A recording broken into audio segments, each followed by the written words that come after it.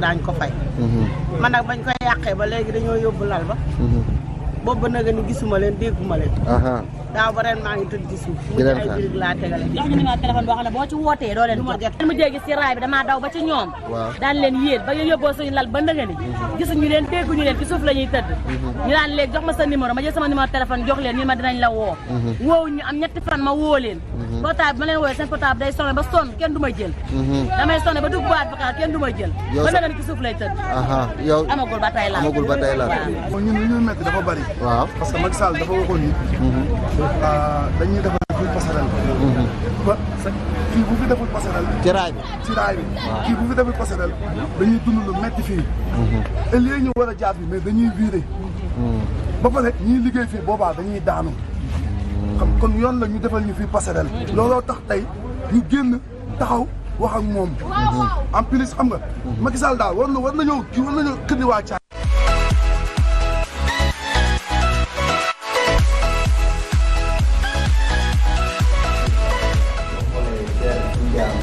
dañ ko muré ba pare maire yooyu doon di wax ñoom waa APEX bi ñu ñëwee yenn kër yi nga xam ñoom lañ jëlee woon foofu noonu pour toj leen biñ leen di toj ñoom dañoo yàq seen néeg yi yàqaale seeni lal ba pare jël seen lal yi yóbbu ko ni dañ koy defar mais depuis boobu ba léegi numéro bi ñu leen jox pour ñu woo leen pour ñu indi leen seen lal yi bu ñu leen woowee duñu leen jot ba pare biñ muré terre bi fi muy jaar ba pare dañoo tëj waa ginnaaw raay amuñu passerelle donc ñoom amatuñ fu ñu jaar pour dem si beneen côté bi ba pare si beneen side bi na la péage bi moom moo fa jaar c'est-à-dire ñoom dañ leen a dugal ci digg bi donc dañ leen a tëj ñi ngi jooy passerelle depuis boobu ba léegi mënuñu am passerelle maire yi aussi tamit ñi ngi jooy seen lal yi pour ñu indi leen ko depuis boobu ba léegi ba pare ci marché bi aussi cantine yi nga xam ne dañ leen a dindi woon dañ leen waxoon dañ leen di jox xaalis jox leen ñenn ñi jox leen ay chèque ñenn ñi joxaguñ leen ba léegi toj nañ seen place yi léegi ñi nga xam ne dañoo yoroon ay place foofu ñu ngi woon toog foofu noonu ba tey ñoom tamit amuñu fuñ nekk numéro yi ñu leen jox buñ leen ci wootee duñ leen jotuñu seen xaalis ñii jotuñu seen lal ñii di jooy passerelle donc loolu problème la boo xam ni ñoom moom lañ doon jooy ba dañoo baare woon tali bi. ayca mi ngi noonu. ayca fu nekk rek yaa fay dem nga ni. waaw dëgg du neex. Daalu Ndakaar.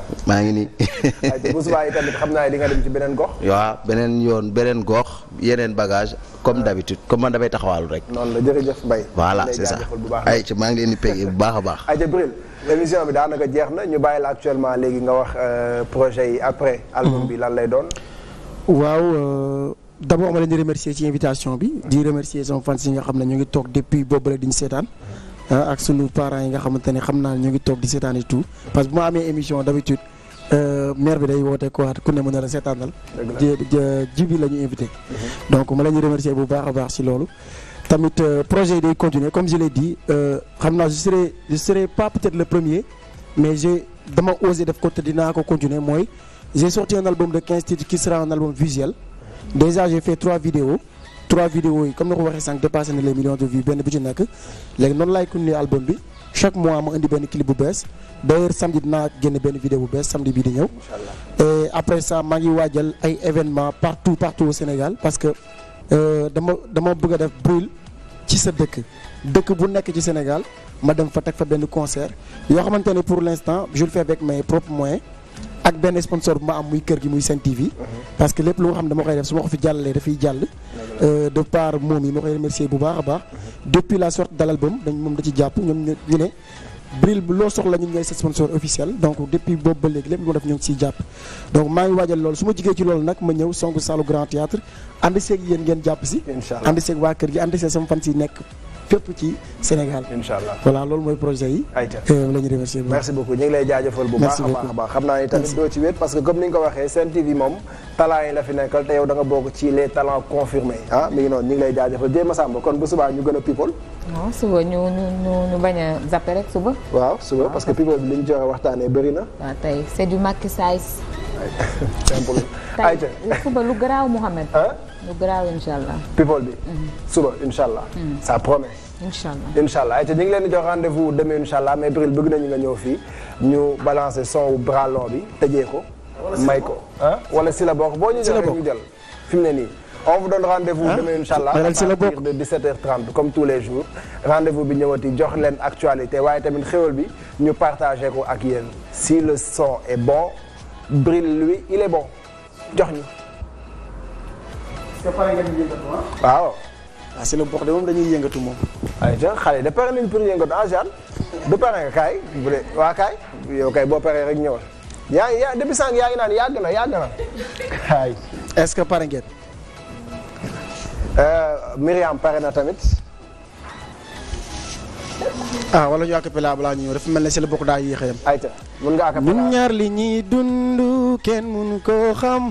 tey dañuy gisee bu subaa ñu réeroo mën nañ xulloo ma foog ni man rek nga bañ. te ma la sore. kii dafa yëpp jàmbur na bàyyi ma taxaw ni. da ngeen ragal. koy ragal lool duñu ànd te duñu bàyyi.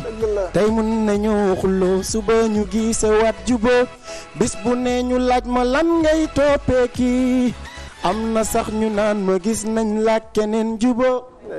Hey girl stop trying me yo nee nga balaa nga am jàmm rek yow fokk ñu jote. Sometimes I think girl you crazy yo ni nga may merloo man noonu laa la bëggee mënu ñoo jàppante.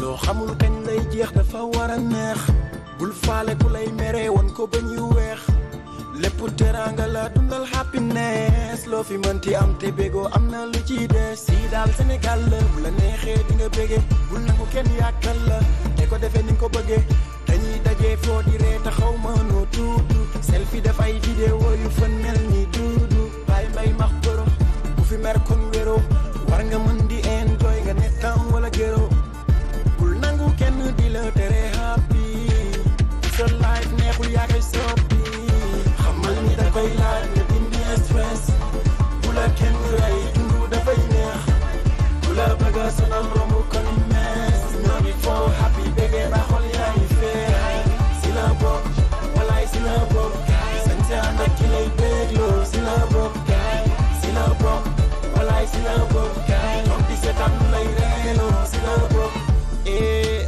yow na nga def bu la bëgga sonal ci wax ne ko mu def defam te bàyyi la rek yow nga ne ci tegi tisi dafa war a yomb warul metti bëri na ay nit yu doon foo jaar foofu laale tekki ci romb la wax boo sànni ñu fël fëlaale xëccoo leen son yu luur ma teg lu léger di leen muur ngeen may gën a en ma leen di raw par amour bàyyi leen ñi rawante ngay dox ndànk daagul te ku lay jaay metti ne ko lu metti yàggul del xool sa noon di reene kuy seetaan aba show caméra caché ma xuus lay yónnee sama show xamal ni da koy laaj nga dindi stress bu la kenn rey dundu dafay neex bu la bëgg a sonal romb kon mees ñoo ngi foo happy bégee ba xol yaa ngi fee si la bokk walaay si la bokk sañse ànd ak ki lay bégloo si la bokk si la bokk walaay si la bokk toog di seetaan lay reeloo si la bokk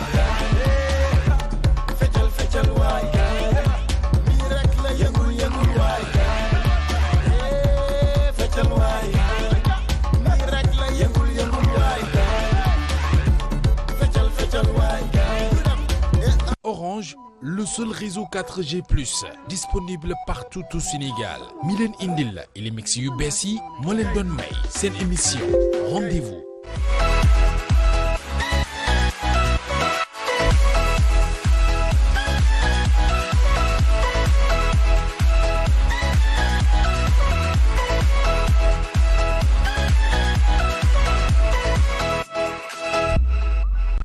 Samedi sur Sen TV. 100% Buzz dikkaat na ci seen télévision bu mag bi di Sen TV ak ay rubrique yu toj yu bees dikkaat itam ak ay feem yu bees.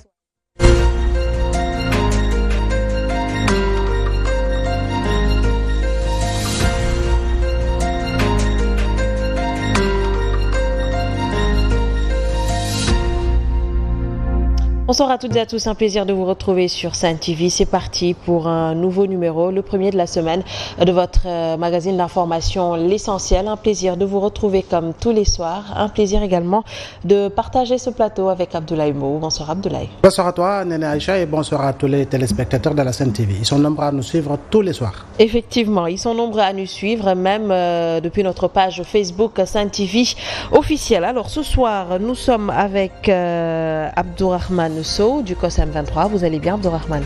Oui, alhamdulillah. Un plaisir. Merci de l'invitation et bon débat à nous tous. C'est nous qui vous remercions. Alors nous sommes également avec El Hadj Abdoulaye Seck, juriste chargé des campagnes et actions à Amnesty International. C'est bien ça? C'est bien ça. Vous allez bien? Bonjour à vous et bonjour aux téléspectateurs de Sen TV. Également Ben Talib Sow, co-coordonnateur de New Lank. Vous allez bien? Un plaisir de vous avoir sur ce plateau. Bonsoir, merci beaucoup et bonsoir aux Sénégalais d'ici et d'ailleurs. Alors, nous l'avons vu samedi dernier, plusieurs activistes ont été justement arrêtés alors qu'ils menaient une campagne de sensibilisation sur la hausse du prix de l'électricité. D'aucuns dénoncent une violation justement de liberté. Déjà pour commencer, ils ont été libérés aujourd'hui. Oui, ils ont été libérés comme il se passe d'habitude. Soit ils sont retenus pour les épuiser en fait tous les préoccupés entre guillemets que nous sommes par rapport effectivement au respect de nos droits garantis par la Constitution. Voilà, ils sont libérés, mais c'est un répit tout simplement parce que ce qui est sûr, le combat va continuer. Mais au-delà, l'appréciation que nous portons sur la situation avec la cause M23, c'est que on dépasse même la violation de droits. Nous sommes dans une dimension caractérielle de l'enfantillage dans la gestion effectivement de ce pays. Arrêter des Sénégalais, les mettre en prison pendant 3 jours parce que tout simplement ils ont distribué des flyers pour inviter dans le cadre d'une sensibilisation citoyenne les Sénégalais à défendre leurs droits. Moi je pense que caractériellement c'est puéril, c'est enfantin. Cela dénote effectivement d'un caractère de nos gouvernants. Moi je pense que le Sénégal aujourd'hui, après tous les combats que nous avions portés aux côtés de ces mêmes acteurs, le débat devrait être en tout cas sur d'autres sujets. Comment approfondir cette démocratie, comment en tout cas améliorer les acquis, comment entrer dans une dynamique unitaire pour reconstruire ce pays sur la base de valeurs effectivement, mais sur la base du respect des principes. La cause M23, comme bon nombre de Sénégalais, dénonce effectivement cette énième forfaiture du pouvoir de M. Macky Sall consistant à brimer les Sénégalais dans le cadre effectivement de revendications qui sont légitimes et légales. La manifestation, la distribution. Nous ne sommes pas dans un régime marxiste-léniniste, ça s'est dépassé. Nous ne sommes pas dans la clandestinité. C'est un ensemble d'acteurs qui ne payent pas le loyer, qui ne payent pas le carburant, qui ne payent pas le courant, qui ne payent pas l'eau, qui ne payent pas le téléphone, qui n'achètent pas de voiture, n'est-ce pas, qui veulent quand même nous faire souffrir davantage dans le cadre d'une malgouvernance qui finit quand même d'étaler toutes ses limites à travers beaucoup de secteurs, la gouvernance des institutions, le fonctionnement effectivement de la justice sénégalaise qui nous paraît être aux ordres, mais au-delà aussi les débats économiques et les droits et libertés qui sont souvent bafoués par le régime qui est en place. De toutes les manières, nous allons porter ce combat avec l'ensemble des plateformes que nous voyons actives sur la question et nous nous contenterons en tout cas du côté de la COS M23, des résultats obtenus dans le temps, parce que nous allons nous inscrire effectivement dans le temps, dans le cadre de ce combat. Alors, Abdoulaye, mon homonyme, j'allais dire El Hadj, j'espère que El Hadj, ce n'est pas emprunté. Hein? C'est un El Hadj authentique. Authentique. Alors, à la différence d'Abdoulaye que je suis, j'attends justement mon premier pèlerinage au lieu saint de l'islam. Mais ça me pousse à vous poser cette question, El Hadj Abdoulaye, parce qu'on le sait, les Sénégalais, c'est avec ironie qu'ils s'interrogent par rapport à ce délit de distribution de flyers. Alors, dans l'architecture juridictionnelle du Sénégal, est-ce que ces délits-là existent? Personnellement, je suis en train de chercher, j'ai passé tout le week-end à chercher l'infraction qui pourrait être retenue et qui pourrait justifier une arrestation. Et je n'ai pas trouvé.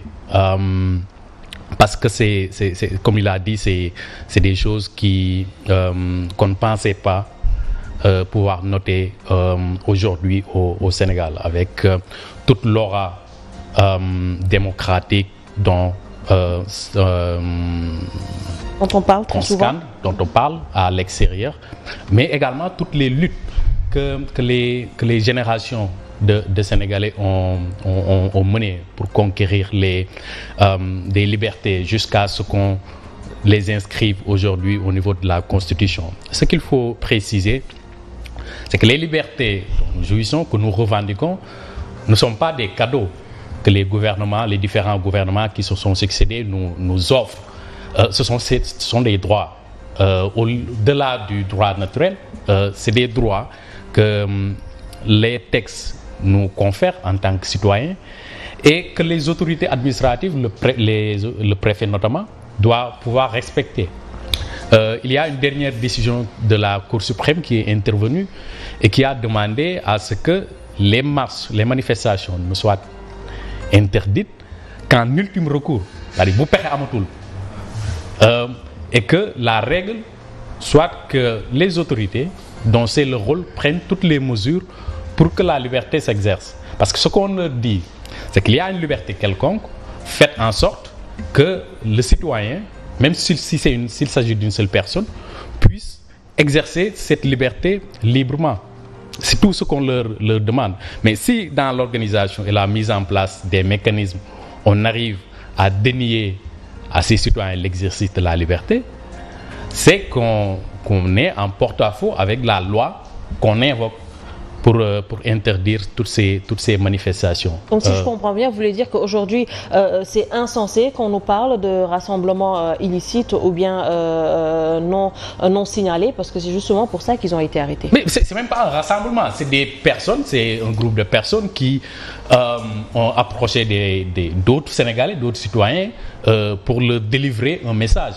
Et le week-end, on a vu des images similaires de jeunes de l'APR qui distribuaient aux mêmes citoyens sénégalais des informations pour valider la hausse. Donc, et ça c'est récurrent. C'était la même chose il y a quelques années avec les manifestations, où c'est dans les cas où on interdisait aux partis politiques d'opposition de tenir des meetings, alors que dans le même temps, les gens de l'APR tenaient leur propre meeting dans la même circonscription administrative. Donc c'est des choses qu'on n'attend pas on attend ça d'un politique, mais on n'attend pas ça d'une autorité administrative. Les préfets, sous-préfets, les gouverneurs sont à la disposition des populations, des citoyens. Ils ne sont pas à la disposition d'un clan ou d'un parti politique ou même d'un régime, parce que ces gens-là doivent leur survivre. Alors, vous avez dit Nyolank, je pense que de l'autre côté aussi c'est Nyolank, parce que vous n'avez pas le droit aujourd'hui de manifester, vous n'avez pas le droit de vous rassembler pour distribuer des flyers. Alors comment justement comment percevez-vous tout cela? Alors, Abdourahmane nous a parlé du caractère enfantin de ces arrestations. M. Abdoulaye aussi a parlé de ces droits qui ont été durement acquis. Ce ne sont pas des choses qu'on nous offre sur un plateau d'or. Donc la Constitution a été rédigée, écrite, et le peuple a été d'accord par rapport à ces principes-là. Donc chaque gouvernement qui vient est tenu de respecter les principes qui ont été élaborés et respecter la norme suprême, c'est-à-dire la Constitution. Si aujourd'hui la Constitution nous permet de nous rassembler librement, de marcher et juste de déclarer la manifestation, tant mieux. Jusqu'aujourd'hui, nous sommes dans un contexte actuel où le régime ne respecte pas la Constitution. Si le préfet aujourd'hui interdit des manifestations, je rappelle que nous avions fait une manifestation qui a été durement réprimée à la place de l'indépendance. Aujourd'hui, il ne se focalise pas sur ce que dit le droit administratif aujourd'hui pour interdire une manifestation. Je parle sous le contrôle d'un juriste. Si la manifestation ne peut être interdite que sur deux choses. Sur la base de deux choses. Ce sont des motifs cumulatifs et non alternatifs.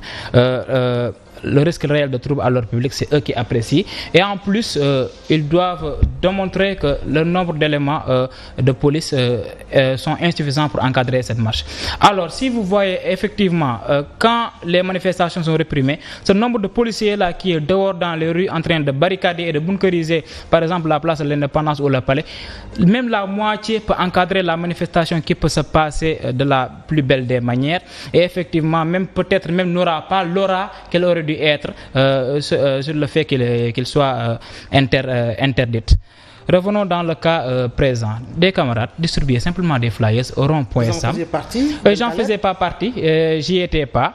Mais malheureusement, donc, ce qui toi, était... tu étais dans le cadre du Manongo. Non, c'était autre chose. J'étais coincé quelque part avec des obligations professionnelles.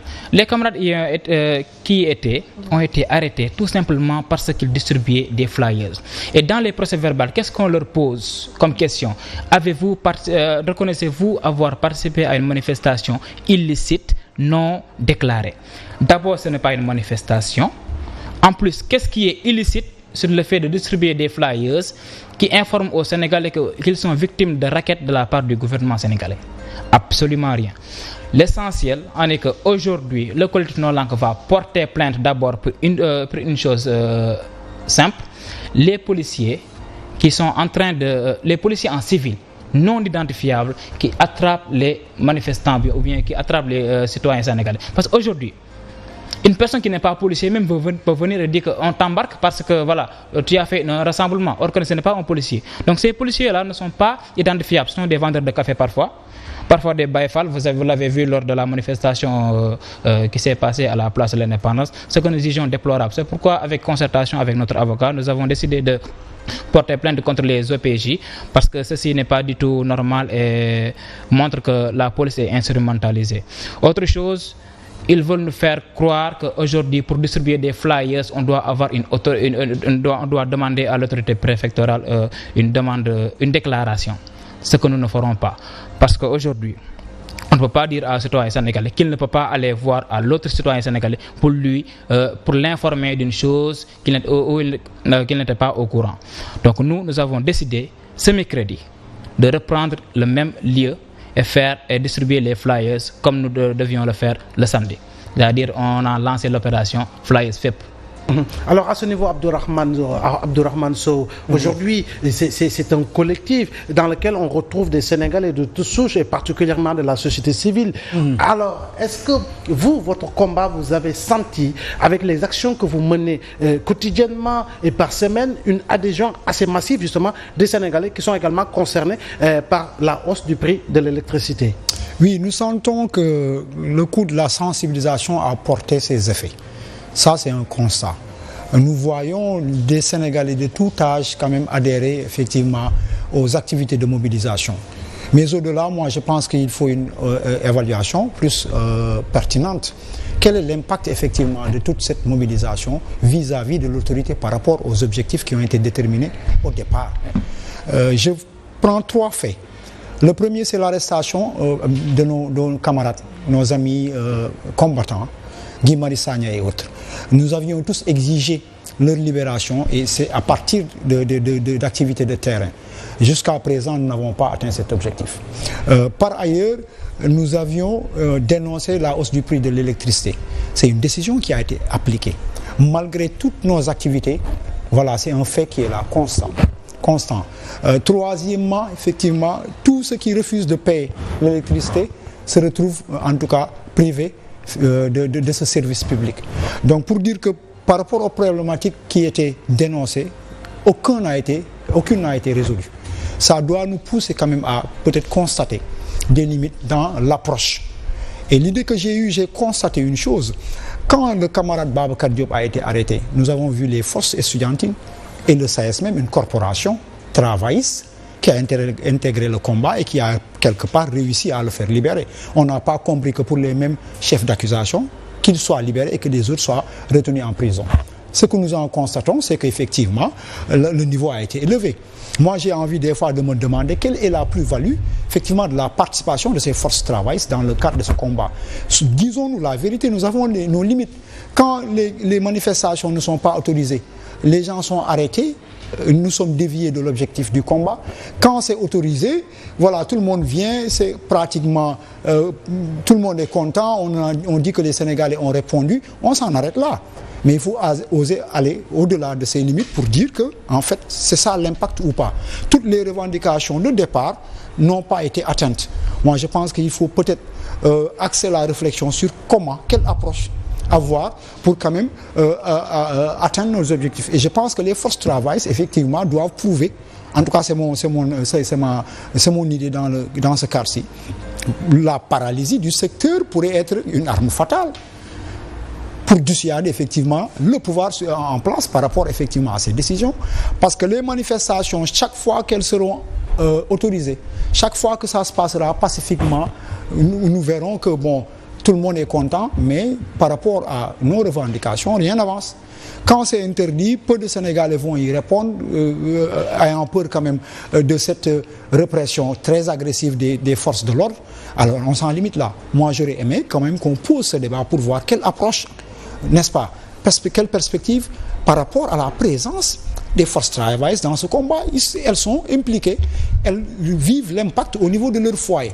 Il ne s'agit pas de venir mobiliser avec leurs membres, mais au moins dans la réflexion, nous aider dans des actions qui seraient très pertinentes et qui pourraient faire reculer, par exemple, le pouvoir. Sinon, voilà, moi je pense que ce serait un bluff qu'on se contente de nous mobiliser en grand nombre et puis que tout le monde retourne chez lui. Les camarades sont toujours en prison. Le prix du courant en tout cas est en hausse. Vous voyez, il y a des gens qui ne payent pas, qui perdent en tout cas ce service. Moi, je pense qu'il faut oser constater, voilà, ces limites de nos différentes organisations pour voir comment fédérer davantage et comment prendre effectivement de certaines armes non conventionnelles, parce que le pouvoir qui est en place utilise des armes non conventionnelles. Nous sommes obligés de voir comment, en tout cas, avoir une plus-value par rapport à la participation ou bien à la présence des forces travailleuses dans ce combat. Alors, est-ce que vous avez déjà en tête d'autres moyens de lutte? Parce que vous l'avez dit, peut-être des fois, les marches peuvent constituer une limite par rapport à vos objectifs, mais est-ce que vous avez en tête d'autres moyens de lutte pour contraindre aujourd'hui l'État du Sénégal à revenir sur sa décision? Mais en fait, la souveraineté s'exprime de plusieurs manières. De manière en tout cas représentative, mais nous sommes dans la démocratie directe. Moi je pense que c'est une manière que de pousser ces forces-là. On a vu des résultats. On a libéré des camarades parce que les corporations sont impliquées. Il est temps de poser ce débat et de gagner en maturité. Nous voulons d'un peuple fort qui est dans une synergie et dans une dynamique unitaire. Mais là, il faut qu'on constate que d'autres camarades sont presque laissés en rade parce qu'il n'y a pas cette plus-value. Que les camarades du SAES, que les autres syndicats qui sont dans nos langues amènent une plus-value dans ce débat. Moi, je pense qu'il y a une autre approche. Si on déclare une journée morte dans tous les secteurs d'activité de ce pays, moi, je pense que le débat va se poser par rapport à ce problème. Donc, pour idée, ou bien comme idée, moi, je pense que ça, c'est une approche novatrice. Il faut qu'on ose, qu'on gagne en maturité, qu'on devienne un peuple fort. Parce que des fois, on peut porter le combat de plusieurs manières. Il ne s'agira pas toujours de brûler ou bien d'aller s'accrocher aux grilles du palais, mais d'être très persuasif dans la manière. Nous avons des forces travailleuses, on pose le débat, on leur demande quelle est la plus-value. Est-ce qu'il s'agit tout simplement de se retrouver les vendredis en grand nombre, on chantonne, on fait des discours, après tout le monde rentre. Mais nos camarades sont toujours en prison. La hausse du prix de l'électricité est constatée. La délinquance financière est constatée. La malgouvernance est constatée. Mais admettons que nous avons des limites. Non seulement dans le cadre de la fédération, effectivement, de tous nos groupes, mais au-delà aussi l'impact de notre action sur, effectivement, l'atteinte de nos objectifs. D'accord, c'est très clair. El Hadj Abdoulaye, on le sait, entre 2011 et 2012, c'est pratiquement pas moins de 14 Sénégalais qui ont perdu la vie lors de manifestations de manière directe ou de manière indirecte. Entre 2012 à nos jours, on a vu également que plusieurs Sénégalais ont fait l'objet d'arrestations dans le cadre de la traque des biens mal acquis ou dans d'autres cadres. Aujourd'hui, plusieurs manifestations sont interdites à défaut d'être en tout cas réprimées. On l'a constaté lors de la manifestation de la plateforme Nyolank au niveau de la place de l'Indépendance, suivant l'arrêté Ousmane Ngom. Mais aujourd'hui, vous en tant que juriste, est-ce que vous avez senti ce que, en tout cas, d'aucuns interprètent comme étant un recul démocratique constaté, en tout cas, depuis la deuxième alternance au Sénégal?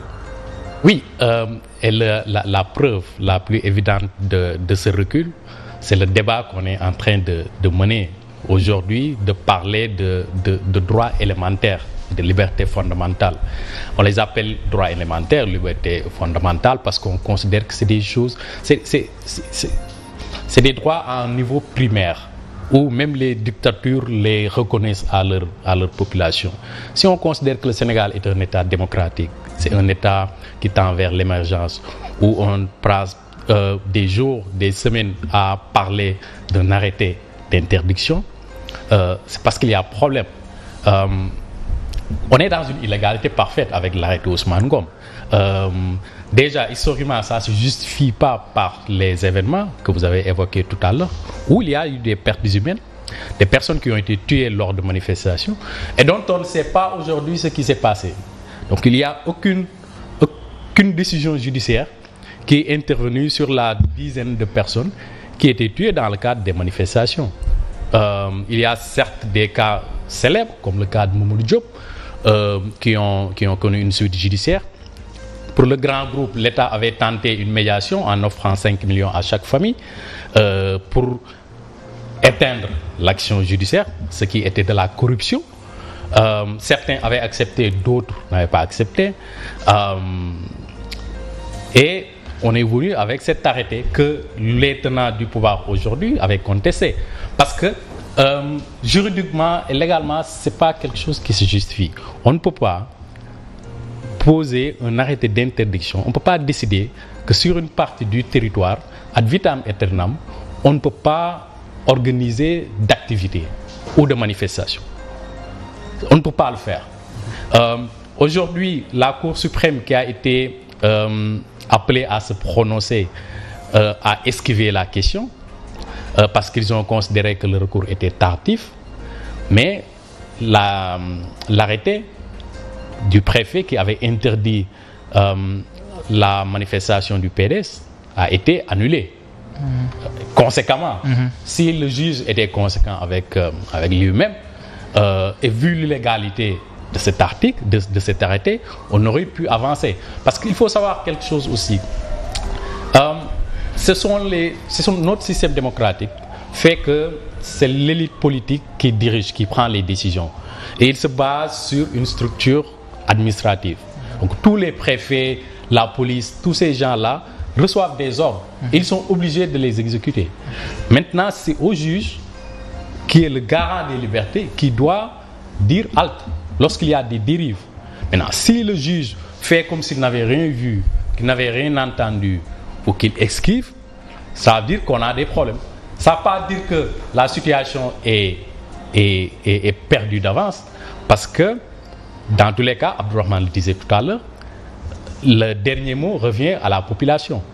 Et pour ça, il faut qu'on travaille à informer, à éduquer, à sensibiliser la population pour qu'elle comprenne comment est organisé le jeu des acteurs, quelle est la place ou le rôle du pouvoir, de l'opposition, de la société civile et leur pouvoir propre.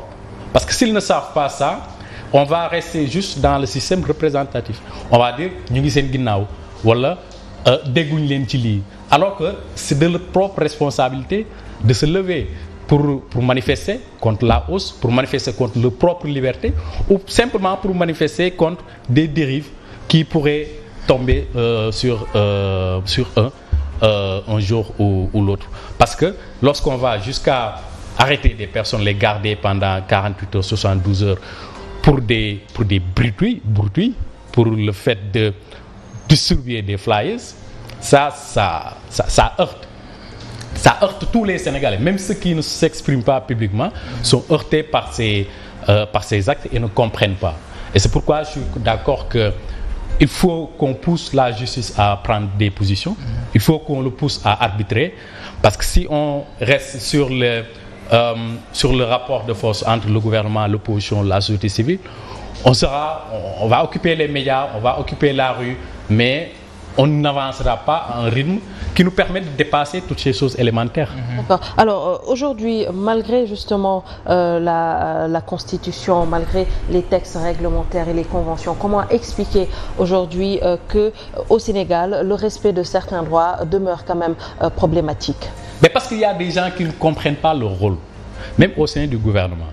Il y a des gens qui ne savent pas pourquoi ils ont été élus, pourquoi ils ont été nommés, pourquoi ils sont pris en charge. Ils ne savent pas. Ils considèrent que le Sénégal est leur propriété ou leur copropriété. Et parce qu'ils ont été élus en suffrage important, parce qu'ils ont été élus dans une localité, ils ont un droit de regard sur ce que les gens font. Ils ont un droit de vie ou de liberté sur les autres. Et ça, si on prend l'exemple de ce qui se passe en France aujourd'hui, c'est les citoyens qui se mobilisent parce que c'est des choses qui les concernent. Ici, on a toujours considéré que c'est-à-dire, dès qu'on a une parcelle de pouvoir, on en abuse parce que son vis-à-vis considère qu'on n'a pas le temps, qu'on n'a pas le droit de critiquer, qu'on n'a pas le droit de remettre en cause les décisions, qu'on n'a même pas le droit de penser à une chose différente. Et ça, c'est l'éducation. C'est l'éducation citoyenne qui permet aux gens de savoir quel est leur rôle dans la société. Parce que ce qui se passe au Sénégal, pourrait se passer dans n'importe quel pays du monde. La différence, c'est que là-bas, les gens ne se laissent pas faire. Ils se mobilisent parce qu'ils comprennent comment le système marche. On leur explique comment le système marche. Et ça, c'est aussi un effort que la société civile doit faire. Parce que les hommes politiques ne le feront pas. Qu'ils soient du pouvoir ou de l'opposition, ils ne le feront pas parce qu'ils sont dans un cycle de remplacement. Ils pourront protester contre une chose, mais ils ont toujours en tête qu'un jour, je pourrai arriver au pouvoir. Un jour, c'est un outil ou un mécanisme que je pourrai utiliser. Et c'est ce qui s'est passé. C'est ce qui se passe avec l'arrêt Ousmane Ngom, c'est ce qui se passe avec les manifestations. Parce qu'on sait tous, nous tous qui étions là en 2012 et dans cette période-là, avaient entendu, ont vu les vidéos de ce qui aujourd'hui dirige ce pays-là. Mais c'est comme s'il y a, dès l'instant qu'il y a un acte de nomination ou une élection, il y a un lavage de cerveau qui se fait. Le comportement change. Et qu'on oublie tout ce pourquoi on s'était battu dans le passé. Alors, je rappelle que c'est El Hadji Abdoulaye Seck, chargé des actions et des campagnes de communication de l'organisation Amnesty International, dirigée par Seydi Gassama. C'est bien ça. Ben Taleb Sow, il est coordonnateur de la plateforme Nyolank. Alors, à ce niveau, Ben Taleb, on le sait pertinemment, à chaque fois que vous essayez de manifester dans le centre-ville, le centre-ville est barricadé. Vous faites objet, en tout cas, de jets de grenades lacrymogènes. Il y a des arrestations. Alors, pourquoi, dans le cadre des combats que vous comptez mener, en tout cas des actions citoyennes que vous comptez mener, vous ne vous limitez pas à cette mythique place de l'Obélisque, où, je rappelle, pratiquement tout le long de 2011, par rapport au troisième mandat, l'opposition regroupée autour du mouvement des forces vives de la nation du 23 juin s'y retrouvait pratiquement tous les jours. Ça avait porté ses fruits. D'accord, vous savez que ils n'ont pas le droit d'interdire aux citoyens de se rassembler à la place de l'indépendance. Alors si nous décidons de nous conformer à ce fait-là, donc en fait, nous pouvons dire que nous avançons de 2 pas, mais nous reculons de 3 pas. Parce qu'on ne peut pas concevoir le fait qu'il y ait une injustice et que nous nous limitons à se résigner par rapport à cette injustice. Non, nous ne le ferons pas. Ce qui est sûr, tôt ou tard, moi je pense même que l'arrêté Ousmane Ngom n'existe plus. Dès lors que la Cour suprême avait annulé la décision portant sur l'interdiction de la manifestation du PDS, et c'est de bonne guerre, et tôt ou tard nous allons démystifier cette place-là, nous allons manifester à la place de l'indépendance, parce que cette place appartient à tous les Sénégalais. Ce qui est sûr, à force de vouloir étouffer des manifestants pacifiques, à force de vouloir étouffer une révolution pacifique, vous créez autre chose qui est le contraire du pacifisme. Parce qu'aujourd'hui, dans les organisations, ils sont en train de créer un bombe à retardement. Ils sont en train de créer des rancuniers, des aigris. Par exemple, si aujourd'hui la police fait des interventions vraiment trop musclées sur des personnes, des citoyens qui n'ont rien fait que de distribuer des flyers ou bien de manifester pacifiquement, ça crée une sorte de haine entre la police et les citoyens. Or que ce sont tous des citoyens, jusque l'autre a été instrumentalisé. Mais ça ne change pas grand-chose et ce n'est pas aussi une excuse pour la police, parce que ce sont des citoyens sénégalais et au commandement injuste, nul n'est tenu d'obéir. Et aux lois injustes aussi, nul n'est tenu d'obéir. C'est pourquoi nous défions le préfet et le gouvernement sénégalais par rapport à cet arrêté-là. Tôt ou tard, nous manifesterons à la place de l'indépendance de manière correcte et organisée, parce que c'est la loi qui nous le permet. Alors, des fois, on a l'impression quand même qu'il y a peut-être un détournement d'objectif, parce que quand on entend dire que tôt ou tard nous allons manifester, on a l'impression que c'est un jeu de bras de fer entre l'État du Sénégal et justement les membres de la société civile ou les activistes. Oui, quand on entre dans une dimension puérile, on l'assume. Moi, je dis que le débat devait être la délinquance financière, avec tous les dossiers qui se retrouvent sous le coude du président de la République. Les bandits à col blanc justiciable aux côtés du président de la République sur des milliards qui sont à ses côtés.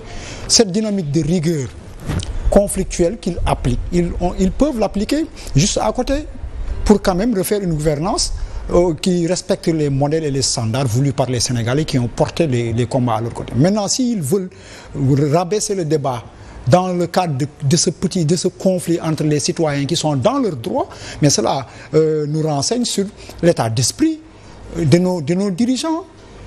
C'est un manque d'ambition. Réellement, le débat est plus profond. On nous parle d'un taux de croissance qui devait être à 6,19, qui en est à 6. On a vu que le taux de croissance a reculé. On voit des choix de dépenses injustifiés.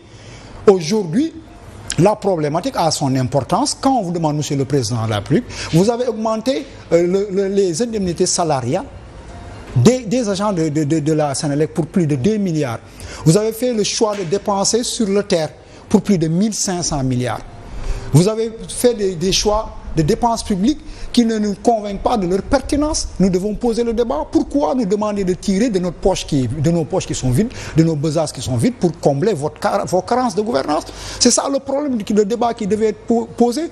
Maintenant... Mais pourquoi vous ne posez pas ce débat? Pourquoi dites-vous que c'est ce débat qui devrait être posé? Vous êtes acteur, et je rappelle que vous êtes coordonnateur de la commission orientation stratégie. Alors, pourquoi votre organisation ne pose pas le débat et aller dans le fond des choses, mise dans la forme avec différents acteurs pour que les Sénégalais puissent mieux comprendre ce que vous dénoncez? Mais le cadre n'existe pas. À chaque fois qu'on appelle à un dialogue, vous voyez le président de la République, lors de son dernier discours, on a ri sous cap quand il nous a parlé de bonne gouvernance et de transparence. Vous vous rappelez du dialogue qui a été organisé pour libérer M. Karim Wade? Le 28 mai 2016. Voilà, vous vous rappelez du dialogue qui a été organisé aussi quand on parlait du pétrole et du gaz? Sur le contenu local. Interdisant aux participants d'évoquer les contrats. Nous sommes dans le bluff. Le Sénégal est trop sérieux pour qu'on perde notre temps dans des cadres qui n'existent pas ou bien qui sont là que d'apparence. Moi, je pense que c'est tellement sérieux ces sujets. Et le président lui-même s'en rendra compte que le débat est très utile, que le dialogue est très utile, que les consensus très forts doivent être trouvés parce qu'il a beaucoup fauté dans le cadre de l'exercice du pouvoir en termes d'abus, en termes de malgouvernance.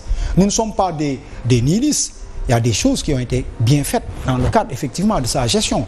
Mais je pense que pour le cas, en tout cas, des ressources naturelles, pour le cas, effectivement, de l'électricité, du coût très élevé, l'inflation qui était prétendument maîtrisée est en train de prendre des proportions jamais imaginées. Le prix de l'huile a augmenté, le prix du carburant a augmenté. C'est des réalités. Moi, je pense que c'est ça qui devrait être l'objet d'un dialogue sincère avec des acteurs équidistants et indépendants. Maintenant, quand on organise un dialogue politique à la suite des assises nationales, quand on organise un dialogue politique à la suite des travaux de la CNRI qui nous ont coûté plus de 600 millions, pour aujourd'hui quand même nous faire soupçonner qu'il y a un compromis qui va être préparé, alors on dit que c'est pas sérieux de leur, en tout cas à leur niveau. Nous sommes préoccupés en amont par nous-mêmes.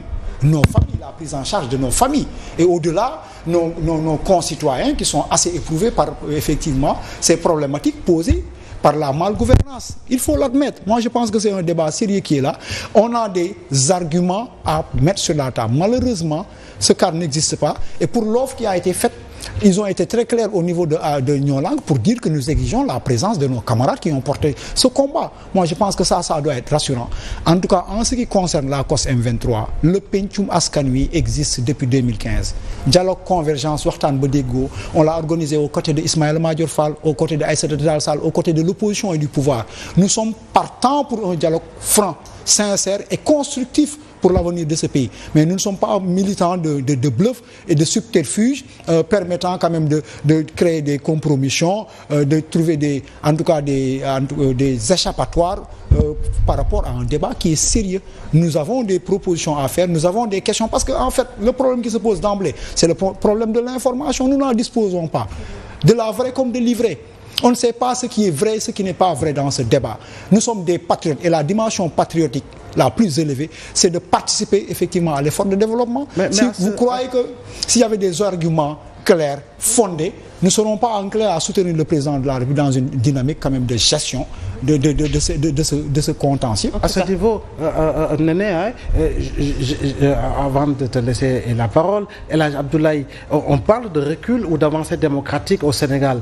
On le sait, depuis en tout cas la prééminence de la présence terroriste, il y a le code pénal et le code de procédure pénale dont le contenu a été assez durci concernant en tout cas les libertés. Je crois bien que le président de votre organisation a eu même à faire des déclarations pour dénoncer en tout cas ce contenu qui est assez coercitif. Dans la même lancée, on le sait, sur Internet également, il y a des lois qui ont été votées ou qui sont en passe d'être votées et qui concernent justement des restrictions qui seront opérées, surtout par rapport à l'utilisation des réseaux sociaux et par rapport à l'intervention même des citoyens dans les réseaux sociaux. Alors, comment allons-nous pouvoir jauger justement cette avancée en termes de liberté au Sénégal ou véritablement de recul des libertés au Sénégal? Elhadj, une information qui pourra aider les juristes.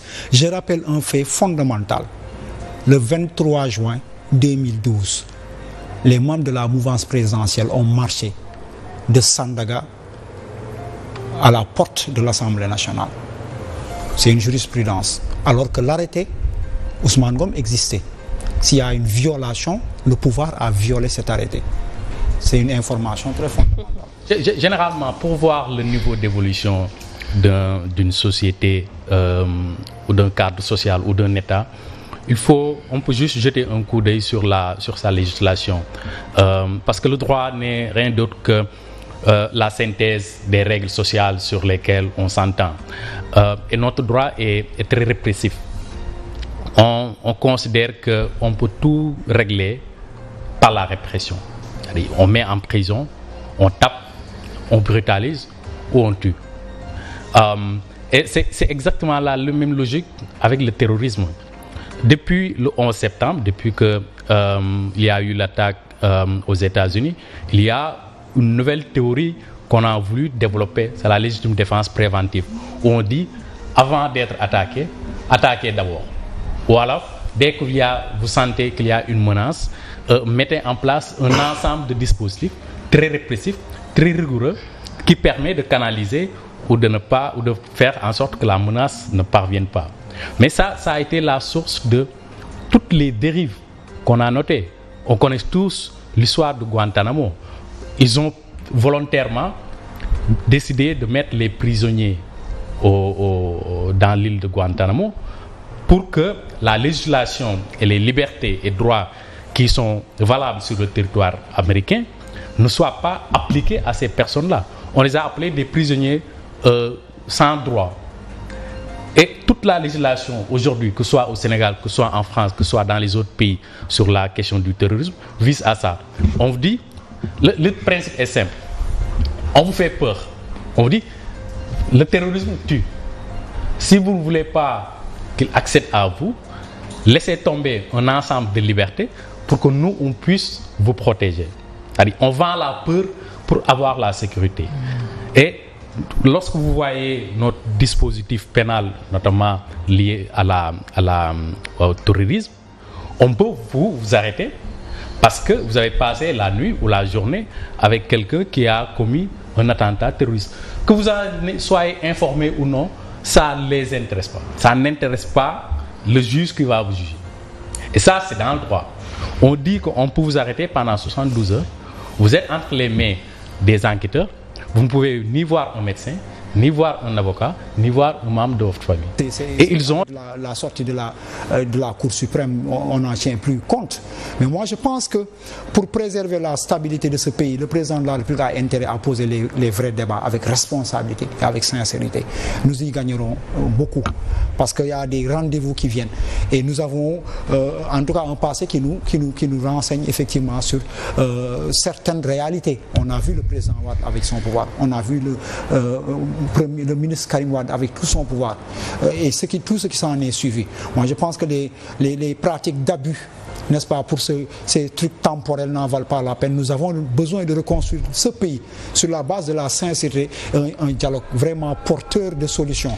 Maintenant, quant à dire aller au palais pour sortir Guy Marius Sagna dans la confusion, cela n'engage pas la cause M23. Pour nous, l'essentiel, nous allons nous inscrire dans une dynamique de réflexion qui mettra en avant toutes les opportunités qui nous permettront effectivement de défendre les droits qui nous sont quand même conférés par la Constitution du Sénégal. D'accord. Juste une question pour vous, El Hadj. Alors, il l'a soutenu tout à l'heure, il l'a soulevé tout à l'heure, Ben Talib, quand il parle de ces policiers habillés en civil justement pour des arrestations ou bien même déguisés par moment. Que dit la loi par rapport à ça? Parce que ça suscite quand même débat. Alors, personnellement, je n'ai pas étudié la question, mais de ce dont j'ai entendu, de spécialistes, notamment un ancien colonel de la gendarmerie, a indiqué que la police, les forces de sécurité, pouvaient utiliser des agents en civil. Ils communiquent là-dessus. Mais ces agents-là ne peuvent pas procéder à des arrestations. Ils peuvent désigner à leurs collègues, ils peuvent indiquer des personnes. Parce que on fait ces intrusions non pas pour casser les manifestations, non pas pour faire arrêter les gens, mais pour essayer au maximum de permettre aux citoyens d'exercer et de prévenir les intrusions éventuelles de personnes qui seront étrangères à ces manifestations et qui pourraient, par leurs actes ou par leur position, remettre en question l'exercice de ces libertés. Ça ne devrait servir qu'à ça. Ce qu'on a vu la dernière fois, c'est que c'est des agents en baïfal avec des trucs de café ou déguisés autrement qui ont procédé à des interpellations. Alors, le jour où moi, en tant habillé en baïfal, j'arrêterai quelqu'un d'autre parce que le Sénégalais a vu qu'un baïfal peut arrêter quelqu'un, ça engage la responsabilité de l'État. Parce que c'est lui qui a montré que des personnes habillées autrement avaient la liberté, avaient le droit de procéder à des interpellations. C'est pas ça qui me met en colère. Ce qui me met en colère, c'est l'arrestation de Guy Marius Sagna. Ce qu'il faut relever, c'est que Guy Marius Sagna est sous deux procédures. Il y avait une première procédure avec la question du franc CFA. On l'avait interpellé pour un post qui avait été publié sur Facebook. Cette procédure est toujours latente. Mais aujourd'hui, arrêter quelqu'un parce qu'il s'est accroché aux grilles du palais, le mettre dans un quartier de haute sécurité, dans une prison, comme un terroriste, c'est excessif. C'est vraiment excessif. Je ne sais pas quel message il cherche à faire passer, mais c'est excessif. Si les citoyens sénégalais ne peuvent pas aller jusque devant le palais pour faire passer le message au président de la République, aller jusque devant les grilles du ministère de l'Intérieur pour lui faire passer les messages, mais à quoi sert la représentation? Ils vont nous servir à quoi? Comment est-ce que nous allons utiliser le courroie pour leur permettre de savoir ce que nous voulons, de savoir ce que nous attendons d'eux? C'est des choses élémentaires, c'est des choses primaires. Et donc, le fait qu'on passe beaucoup de temps à discuter de ces choses primaires, ça montre le degré d'immaturité de ce qui nous dirige. Mais c'est aussi notre responsabilité qui est interpellée. Jusqu'à quand on va arrêter on va supporter cela? C'est bien de donner ça, mais c'est bien également de se mobiliser en utilisant toute la palette d'activités, de techniques possibles. Pas simplement les manifestations, mais il nous faut aussi parler à ceux qui décident. Il nous faut parler à la population. Vous ne pensez pas que ce dialogue aujourd'hui qui a été entrepris et lancé par le président de la République et regroupant différents segments professionnels et politiques ne pourrait pas permettre justement au Sénégal de pouvoir trouver justement la bonne locomotive pour prendre la bonne direction? Lorsqu'on lit des événements, c'est bon de les comparer à des événements similaires antérieurs. On a eu la commission Makhtar Mbow sur la réforme des institutions. On a eu les assises nationales. Et tous les deux initiatives ont produit des résultats que l'ensemble des acteurs ont jugé pertinents. Mais pour la réforme Makhtar Mbow que le président a mis en place, il nous a dit après qu'ils vont prendre ou qu'ils ont pris ce qui les intéressait. C'est-à-dire que tout ce qui concourt au renforcement de l'état de droit, au renforcement des institutions, au renforcement des libertés, ne les intéresse pas. Parce qu'ils ont dit avoir pris ce qui les intéressait. Donc ce dialogue-là pourrait aboutir sur quelque chose, il peut aboutir sur des conclusions importantes parce que ce qui sont certainement des personnes qui ont les compétences requises, mais le mécanisme ne s'arrête pas à ce niveau-là, parce que quelle que soit la pertinence des réflexions qui vont avoir lieu, qui vont être générées dans ce cadre de ce dialogue, il appartiendra au président de décider et de choisir ce qui, pas ce qui lui plaît ni ce qui lui arrange, mais ce qu'il juge pertinent par rapport au moment actuel. Parce que la difficulté également, c'est qu'on légifère suivant des événements, suivant des contextes. On n'a pas encore la générosité de nous projeter sur des générations. Très bien. Alors pour finir, le mot de la fin, Ben Talib. D'abord, je voulais rebondir sur